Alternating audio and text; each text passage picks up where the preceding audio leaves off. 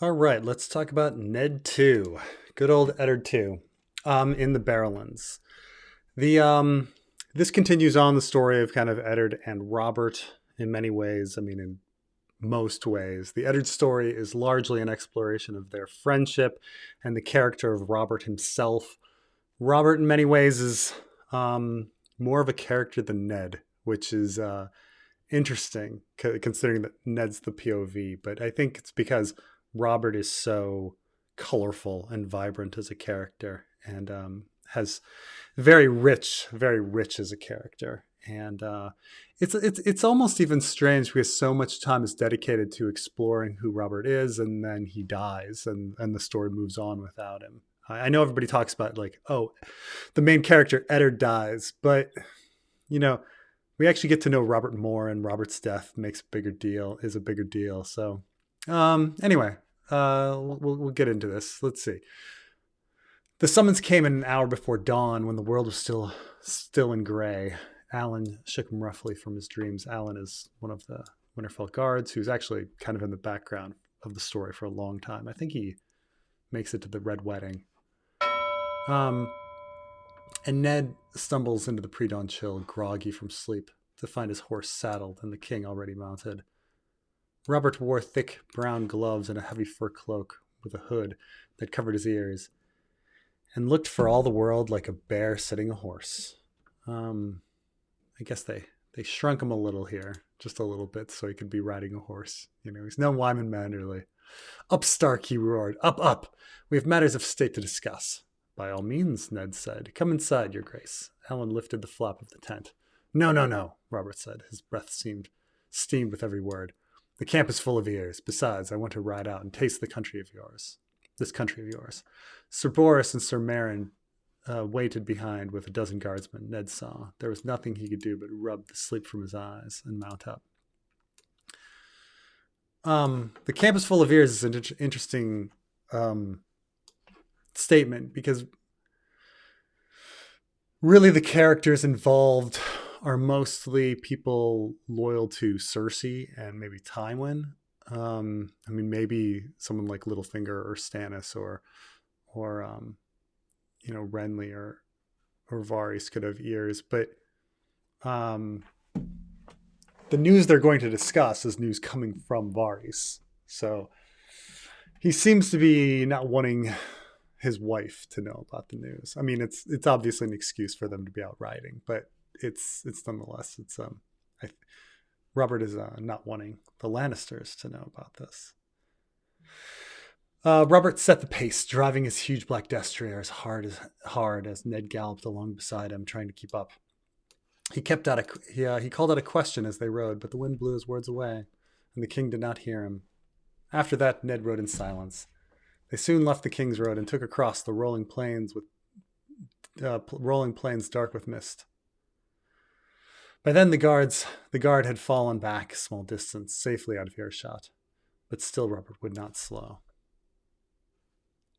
Dawn broke as they crested a low ridge, and finally the king pulled up.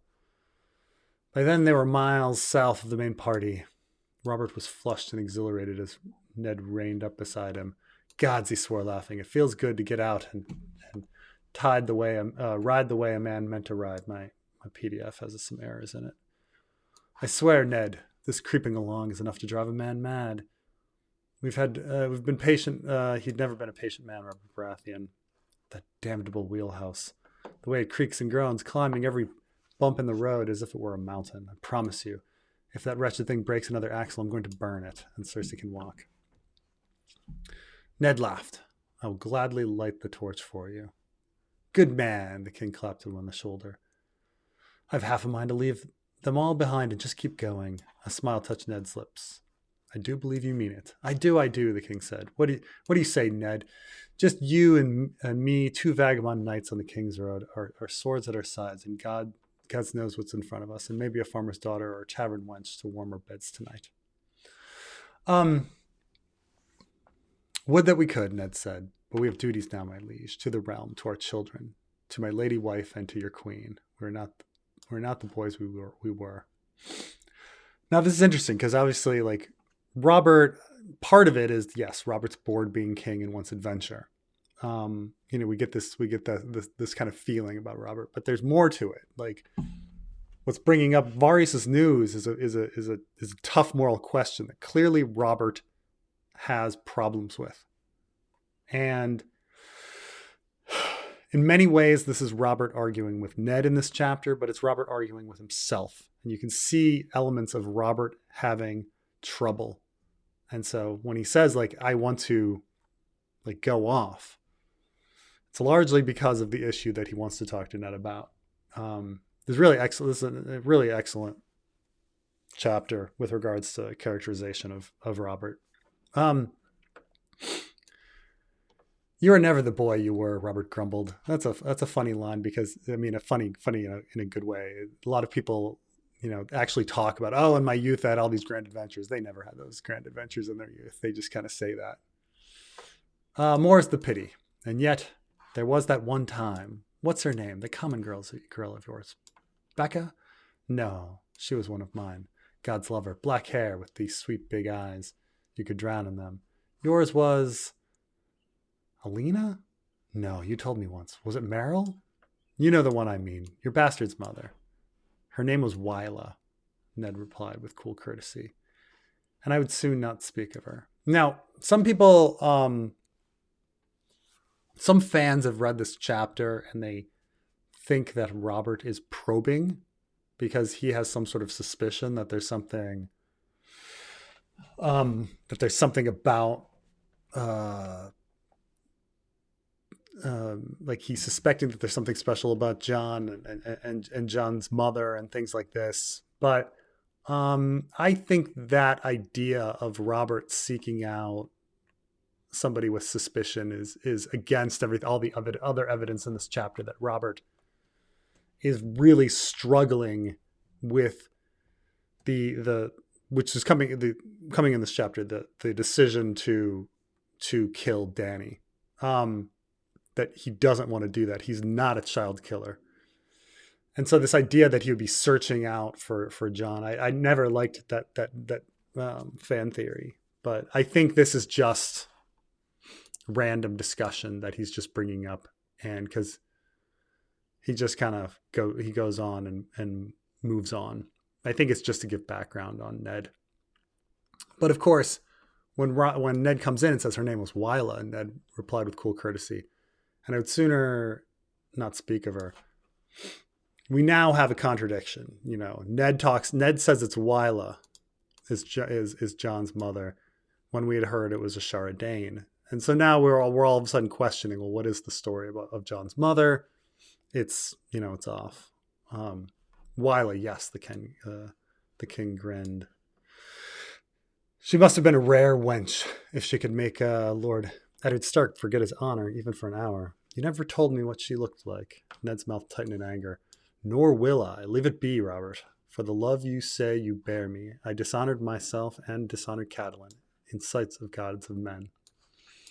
Gods of mercy, you scarcely knew Catelyn. I'd taken her to wife. She was carrying my child. Of course, he wouldn't have known at that time, right? But nonetheless, I mean, this is all supposedly a lie. You're too hard on yourself, Ned. You always were. Damn it, no woman wants Baelor the Blessed in her bed. He slapped a hand on his knee.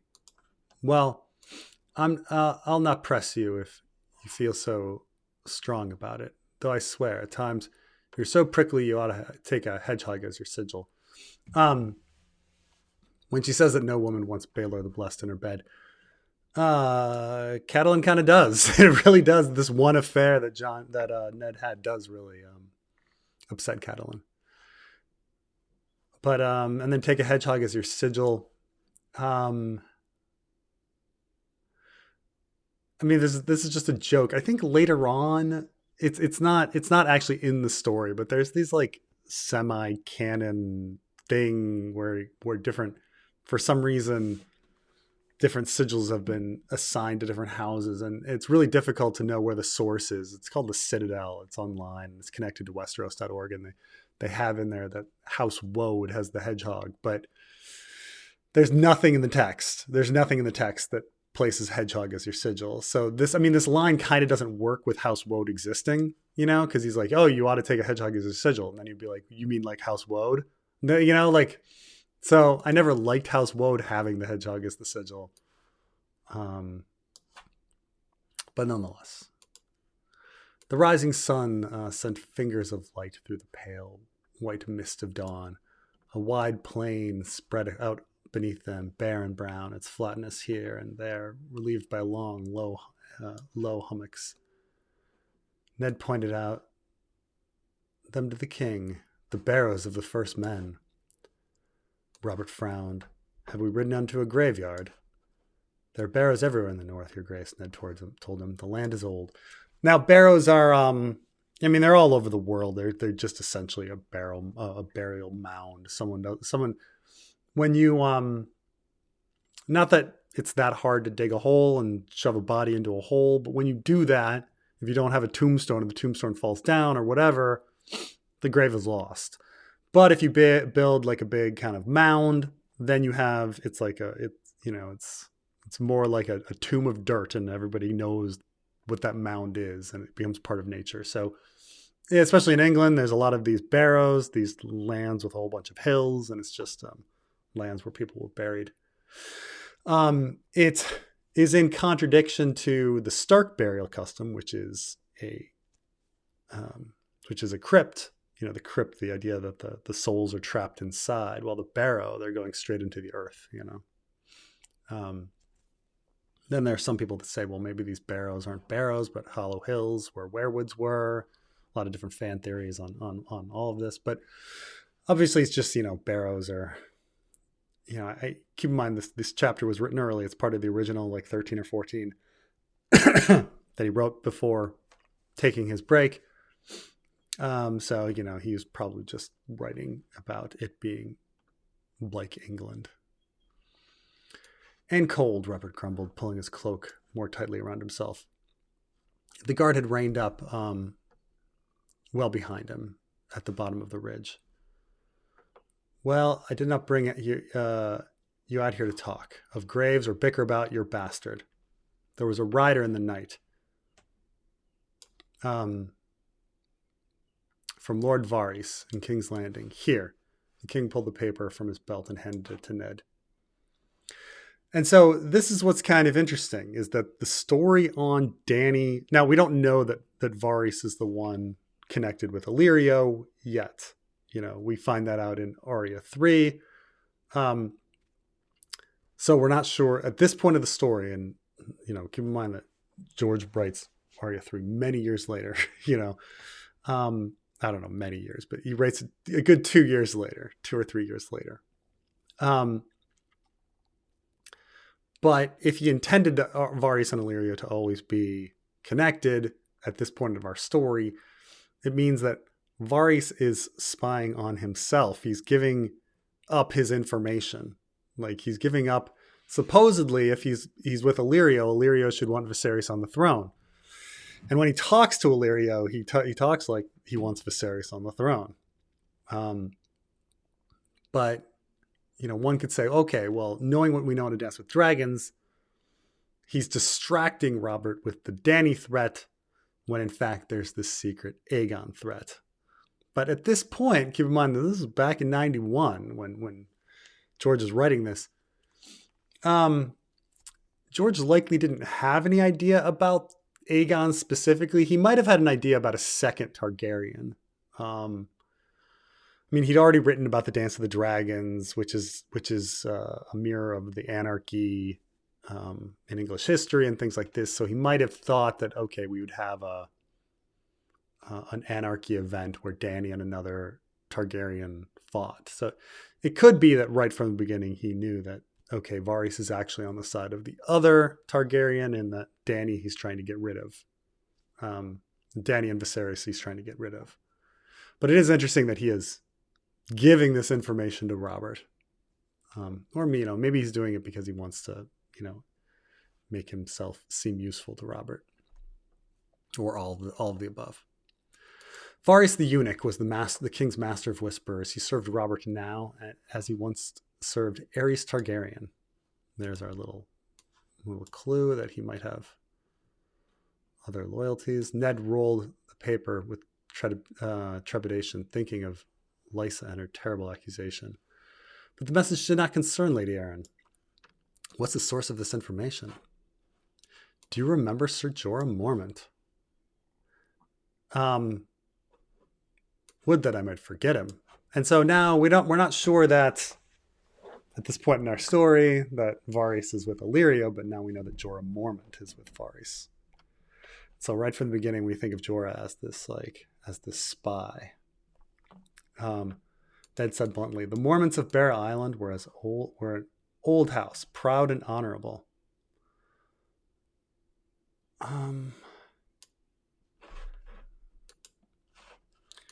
The Mormons of Bear Island were an old house, proud and honorable.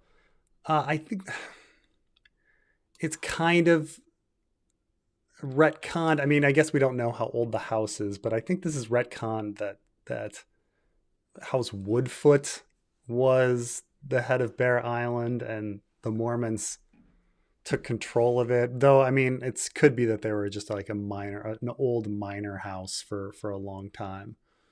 But keep in mind, at the time of this chapter being written, not that many houses have been established in the story. So, but their lands were cold and distant and poor.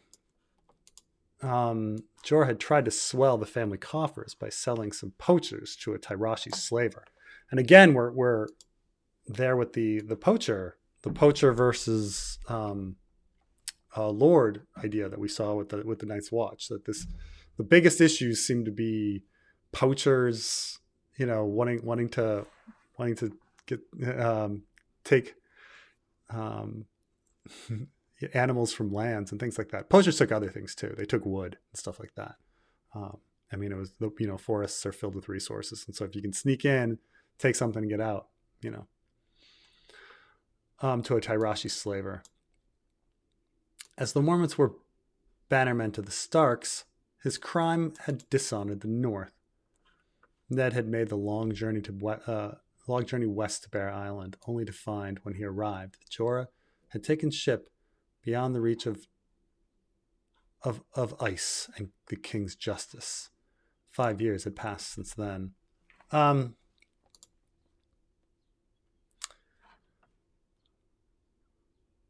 just think this is kind of funny about, Bear Island is pretty big. I mean, it's just a random thought, but Bear Island's pretty good. It's pretty big. It's going to have a lot of animals, skins, timber. It's strange that, a few slaves would be that valuable to someone like Mormont. I mean, they say, oh, his lands were poor. You're like, don't you have like all this fishing and things like that? A few how many poachers did you catch? Like 5, 10? Like selling them to I don't know. I mean, George has never been great with economics, but So so the slaver has become a spy, Ned said with distaste. Oh, I'm sorry. Sir Jorah is now in Pentos, anxious to earn a royal pardon that would allow him to return from exile, Robert explained. Lord Varys makes good use of him. So the slaver's become a spy, Ned said with distaste. He handed the letter back. I'd rather he become a corpse. I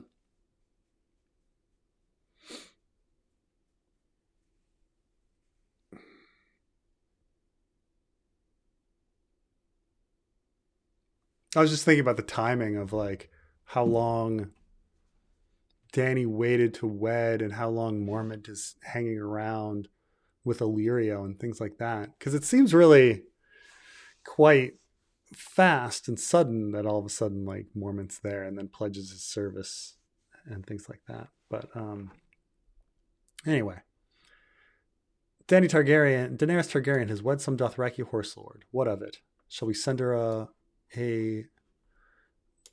wedding gift? The king frowned. A knife, perhaps, a good sharp one, and a bold man to wield it. Ned did not feign surprise. Robert's hatred of Targaryens was madness to him.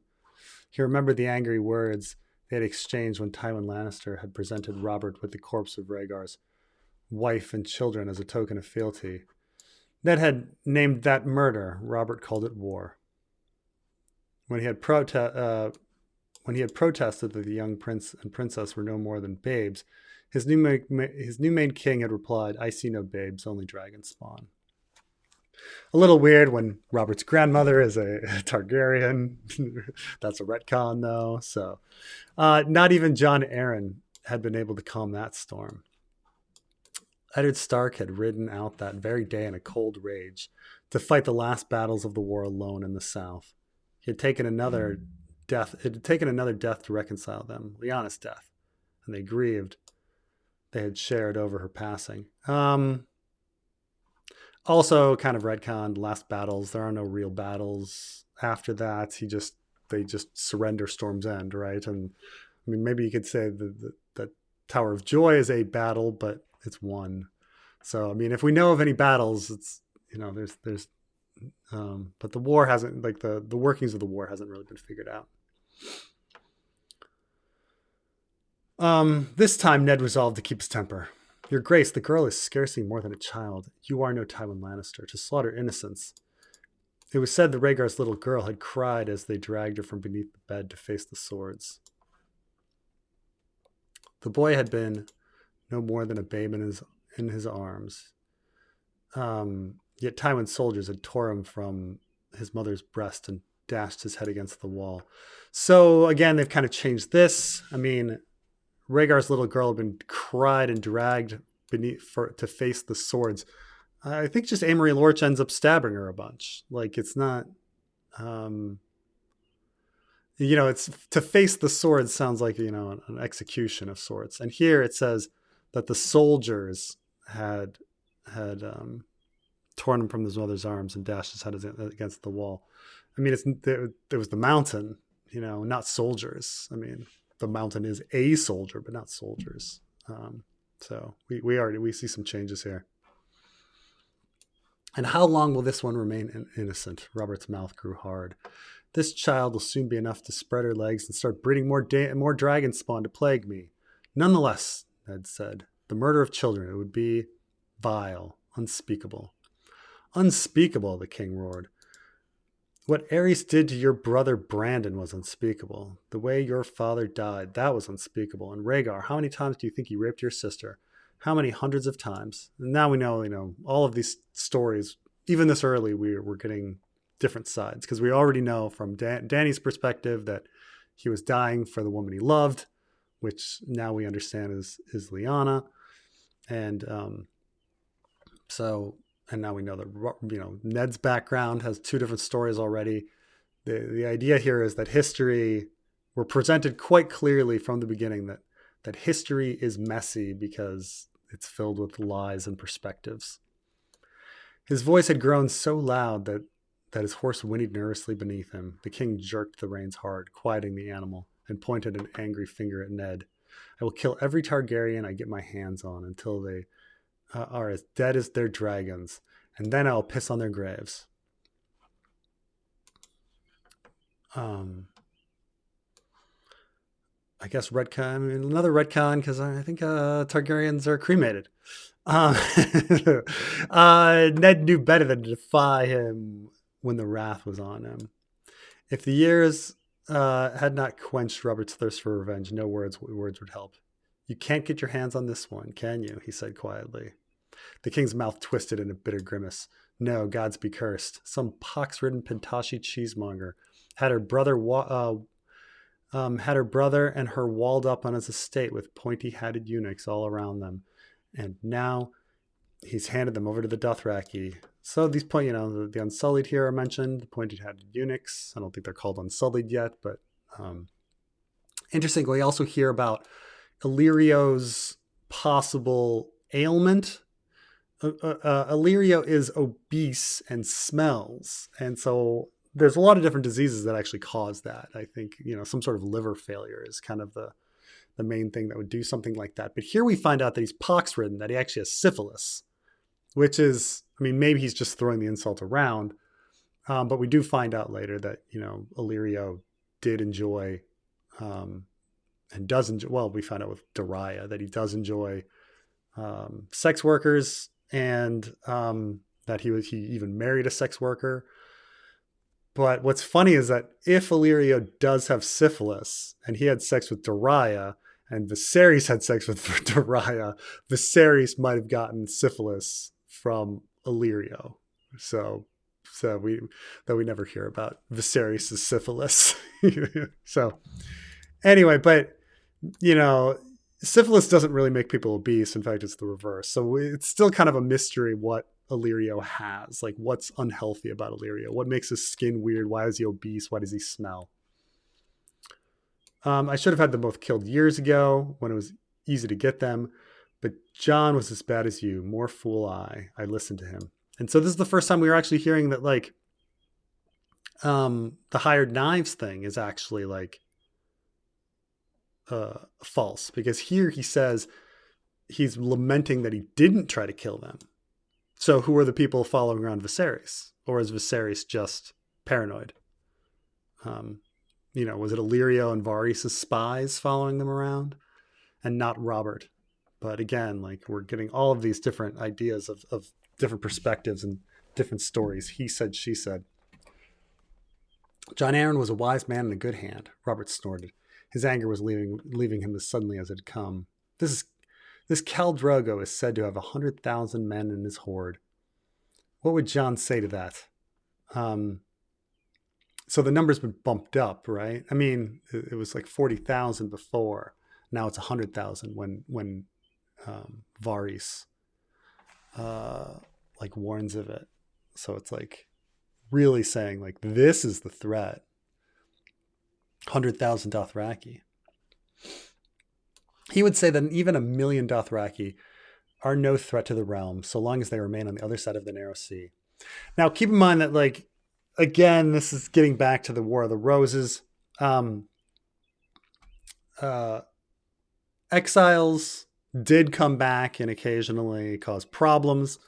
I think most notably we have Robert Bokenbroke came back and usurped Richard II to become Henry IV. I think he's probably the most famous example of the exile, being abroad for a little bit, a year or two, and then coming back and causing a problem. So Robert is correct. Like, this discussion, Robert has merit to his argument. You know, exiles are a problem. You know, he should do something, but, you know, Ned thinks, no, you can't kill children though. So, but you know, it's absolutely right that, like, Ned's advice that, like, we should do nothing and wait for them to invade is not great. It's not great advice. Robert's actually kind of correct. And, you know, we're not sure if, you know, murdering somebody is not necessarily the answer, but the idea that they should be preparing, causing, you know, forming alliances, keeping an eye on what's going on here is certainly the case. Ned replied calmly, "The barbarians have no ships. They hate and fear the open sea." The king shifted uncomfortably in his saddle. "Perhaps. There are ships to be had in the free cities, though, I'll tell you. Ned, I do not like this marriage. There are still those in the Seven Kingdoms who call me usurper. Do you forget how many houses fought for the Targaryens in the war? They bide their time for now, but give them half a chance. They'll murder me in my bed, and my sons with me. If the beggar king crosses with a Dothraki horde at his back, the traitors will join him." And so before, we heard that Viserys say the same thing from his perspective, and we thought him kind of crazy, like, oh, they're all going to join me. Now Robert's actually saying, no, maybe they will. You know, all of a sudden. So, like, you know, what I do love about the story is that no character is 100% idiot. You know, like, no character has everything wrong. Like, Viserys is an idiot, but he does say so many things that are actually true and smart, mixed in with all of his crazy. You know, so. But this is also a big thing. Like, isn't it a major flaw in the plan that Dothraki fear water and won't get on ships? This is something immediately thought of by Ned, some guy who lives in the north. This huge flaw in the Illyrio plan, kind of showing that maybe they have this other plan, the Aegon plan, or at the time you didn't know it was Aegon, but the other Targaryen cause plan. He will not cross, Ned promised, and if by some mischance he does, we will throw him back into the sea. Once you choose a new Warden of the East, he kind of ignores Robert's point here. Robert's point is that if a Targaryen rises up, half the kingdom will join him. And then he says, "Oh, we'll throw him back into the sea." Well, these are Westerosi that are rising up. It's a problem. And then once you choose a new Warden of the East, this is the Warden of the East plot that's been kind of dropped. Again, getting back to the marchers in English history and the wardens there. The Warden of the East plot, it was a really big deal, but it's not a big deal. I mean, it turns out that people follow the Lord of the kingdom, not the Warden. And that when Jaime Lannister was named Warden of the East, no one cared. No one cared. This big issue that is completely dropped. The king groaned. "For the last time, I will not name the errand boy Warden. I know the boy as your nephew, but with Targaryens climbing in bed with Dothrakis, I would be mad to rest 1/4 of the realm on the shoulders of a sickly child." That's another thing that's kind of changed here. He says 1/4 of the realm, that in fact the Westerosi forces have been split in 4. The north, the south, the east, the west, presumably. And that 1/4 of the realm would be following the Warden of the East. But how does that work? Does he get the Riverland forces or the Stormland forces or the Crownland forces? Like, how does it work? I mean, there's,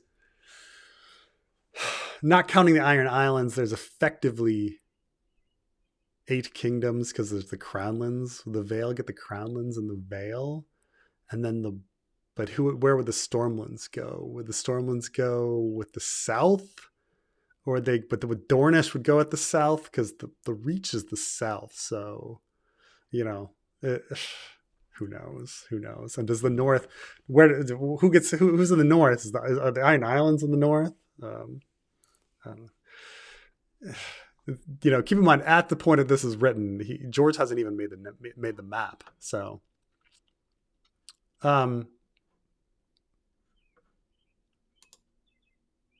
Ned was ready for that. "Yet you still must have a Warden of the East. If Robert Arryn will not do, name one of your brothers. Stannis proved himself at the Siege of Storm's End, surely." I think early drafts actually have a Warden of the Narrow Sea in which Stannis was, but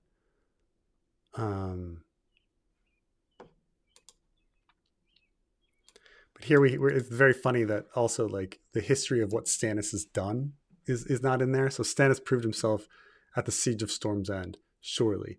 So the siege is there, but like taking of Dragonstone, Fair Isle, other things that Stannis has done are not mentioned. Like, oh, he proved himself by holding a castle for a year.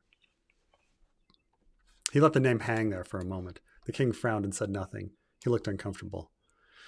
"That is," Ned finished quietly, watching, "unless you've already promised the honor to another." For a moment, Robert had the grace to look startled.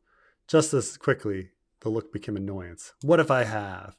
It's Jaime Lannister, is it not?"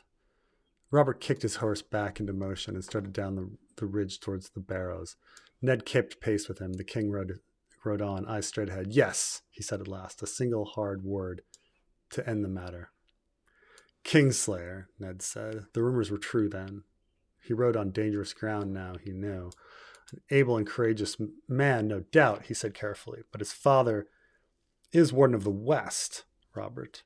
In time, Jaime will succeed to that honor. No one man should hold both East and West."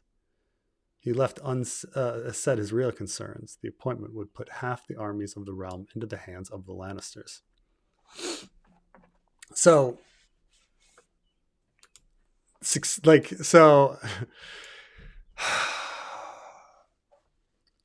here Jaime, this is, again, like a lot of retcons here. So Jaime is the eldest.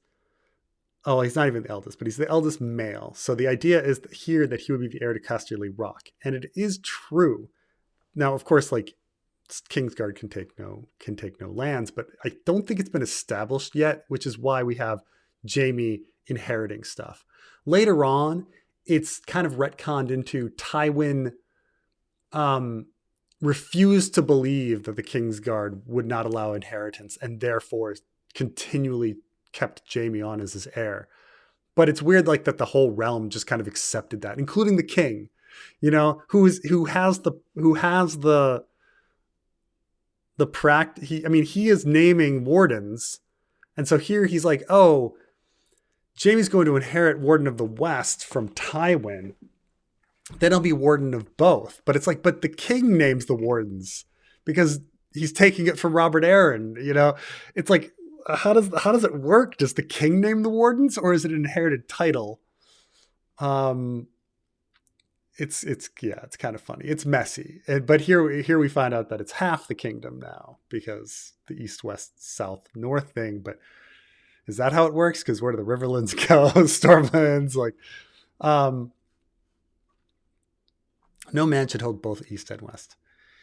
He left unsaid his real concern, that the appointment would put half the armies into the realm of the Lannisters. I'll fight that battle when the enemy appears on the field, the king said stubbornly. At the moment, Lord Tywin looms eternal as Casterly Rock, so I doubt that Jaime will be succeeding anytime soon. Don't vex me about this, Ned. The stone has been set. Your Grace, may I speak frankly? I seem unable to stop you, Robert grumbled. They rode through tall brown grasses. Can you trust Jaime Lannister? He is my wife's twin, a sworn brother of the Kingsguard. His life and fortune and honor, all bound to mine. That's the thing, is Jaime shouldn't have fortune, right? Right? But in this chapter, Kingsguard still inherit. As they are bound to Aerys Targaryen, Ned pointed out. Why should I mistrust him? He has done everything I have asked of him. His sword helped win the throne I sit on. His sword helped taint the throne you sit on, Ned thought, but he did not permit the words to pass his lips. He swore a vow to protect the king's life with his own. Then he opened the king's throat with a sword. 7 hells. Someone had to kill Aerys, Robert said, reining the mount to a sudden halt beside the ancient barrow. If Jaime hadn't done it, it would have been left to you or me. You are not a sworn brother. We were not sworn brothers of the Kingsguard, Ned said. The time had come for Robert to hear the whole truth. He decided then and there. Do you remember the trident, Your Grace? I won my crown there. How should I forget it? You took a wound from Rhaegar, Ned reminded him. So when the Targaryen host broke and ran, you gave the pursuit into my hands. The remnants of Rhaegar's army fled back to King's Landing. We followed you. Aerys was in the Red Keep with several thousand loyalists. I expected to find the gates closed to us. Robert waved an impatient shake of the hand. Instead, you found that our men had already taken the city. What of it? Not our men, Ned said patiently. Lannister men. The Lion of Lannister flew over the ramparts, not the Crowned Stag, and they had taken the city by treachery. The war raged for close to a year.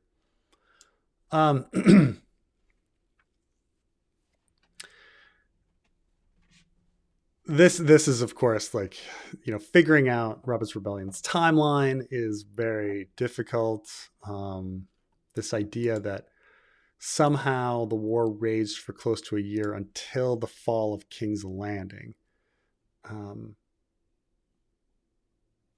But like, what was Robert and Ned doing for that year? There's there's the trident, and there's the Battle of the Bells, but we don't hear about, there's months and months and months, close to 7 or 8 months where there's just mystery of what happened. Lords great and small had flocked to Robert's banners. Others were made loyal to the Targaryens. The mighty Lannisters of Casterly Rock, the Wardens of the West, had remained aloof from the struggle, ignoring calls to arms from both the rebels and the royalists. Aerys Targaryen must have thought that the gods had answered his prayers when Lord Tywin's Lannisters appeared before the gates of King's Landing, and with an army of 12,000 strong, professing loyalty. So the Mad King had ordered his last mad act. He had opened the city to the lions at the gate. Treachery was a coin of the Targaryens knew well, Robert said. The anger was building in him again. Lannisters paid them back in kind, with it's no less than they deserved. I shall not trouble my sleep over it. You were not there, Ned said, bitterness in his voice. Troubled sleep was no stranger to him. He had lived his lives for 14 years, yet they still haunted him at night. There was no honor in that conquest. Others take your honor, Robert swore. What did any Targaryen ever know about honor? Go down into your crypts and ask Lyanna about the dragon's honor. You avenge Lyanna at the Trident, Ned said, halting beside the king. Promise me, Ned, she had whispered. That did not bring her back. Robert looked away, off into the great distance. The gods be damned. It was a hollow victory they gave me. A crown. It was the girl I prayed for. Your sister safe and mine again. And as she was meant to be. I ask you, Ned, what good was it to wear a crown? The gods mock the prayers of kings and cowards alike. I cannot answer for your gods, your grace.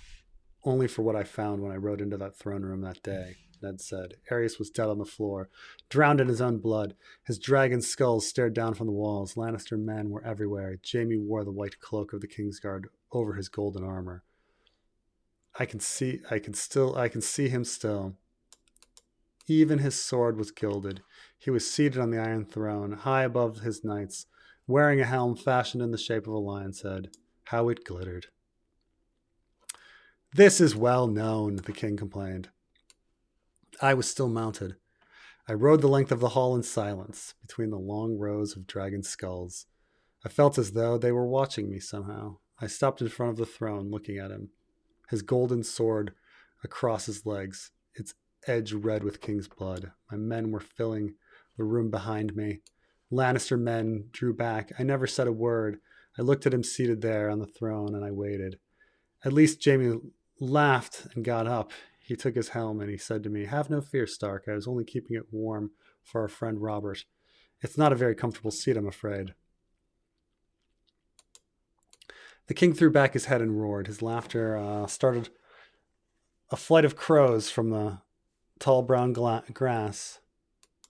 Here's this idea that maybe crows were listening. They took to the air in a wild beating of wings. You think I should mistrust Lannisters because they sat on a throne for a few moments? He shook with laughter again. Jaime was all of 17, Ned. Scarce more than a boy. Boy or man, he had no right to that throne. Perhaps he was tired, Robert suggested. Killing kings is weary work. God knows, there's no place else to rest your ass in that damnable room. And he spoke truly. It's a monstrously uncomfortable seat. In more ways than one. The king shook his head. Well, now I know Jaime's dark sin, and the matter can be forgotten. I am heartily sick of secrets and squabbles and matters of state. Ned, it's all as tedious as counting coppers. This phrase "counting coppers" comes back. It's originally attributed to Robert, but later other characters, I think Randall Tarley starts saying it as just a general thing, but it just becomes ice and fire lingo eventually. But it's originally Robert's. Come, let's ride. You know how. I want to feel the wind in my hair again. He kicked the horse back into motion and galloped over the barrow, raining down earth behind him. For a moment, Ned did not follow. He had run out of words, and he was filled with a vast sense of helplessness. Not for the first time, he wondered what he was doing here and why he had come. He was no Jon Arryn to curb the wilderness of the king and teach him wisdom. Robert would do what he pleased, as he always had, and nothing Ned could say or do would change that. He belonged in Winterfell. He belonged with Catelyn in her grief and with Bran. Man could not always be where he belonged, though. Resigned, Eddard Stark put his boots to his horse and set off after the king. All right. Is there one thing I'm forgetting here? Because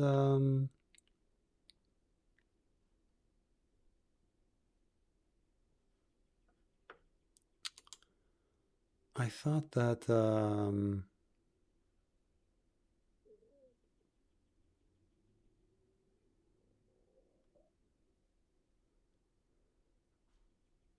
I think there were, I was, oh, here, oh, here it is. I'm sorry. There's one thing that I forgot to mention that's actually very important. Um, because like I say, this, if you don't read this chapter carefully, it seems like Robert is pro killing and Ned is anti killing. But you find that like if a more subtle reading, a more careful reading, you find that Robert starts out saying he wants to run off because he doesn't want to deal with the duties. And then here we find um, it's this line that I think is the most important one. He says, "So the slaver becomes a spy. Um, I would rather he become a corpse." And he says, uh, "Varys tells me spies are more useful than corpses." I thought there was one more thing about Varys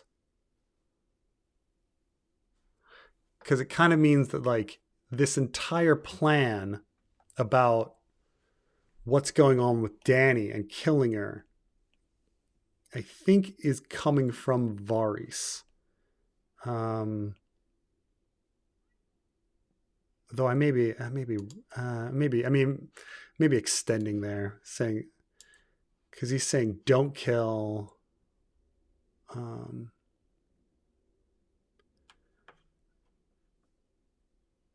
uh, maybe. Uh, I suppose it's hard to say if Varys is the one initiating the idea to kill Daenerys. I mean, he certainly promotes it later, but the fact that like this is just like an idea in his head, um, but nonetheless, the idea that Rick Robert wants to run off rather than kind of like confront killing a child, I think is a very interesting notion, and shows that it's really not Robert's for killing, Ned's against it. It's Robert's conflicted, and Ned's against it. That that Robert's a kind of rich character here and doesn't know what he wants to do because he's really starting off. He just wants to run off because he doesn't want to deal with all of this. Anyway, that's Ned. It's this is a beautiful chapter. Really great conversation between these two characters. A lot of retcons, a lot of retcons, but it's we really, I mean, Ned and Robert really just come alive in this character. I think it's in this chapter. I think it's one of the better early chapters, just on how much characterization it gives to Ned and Robert. Anyway, I'll see you guys next time. Thanks.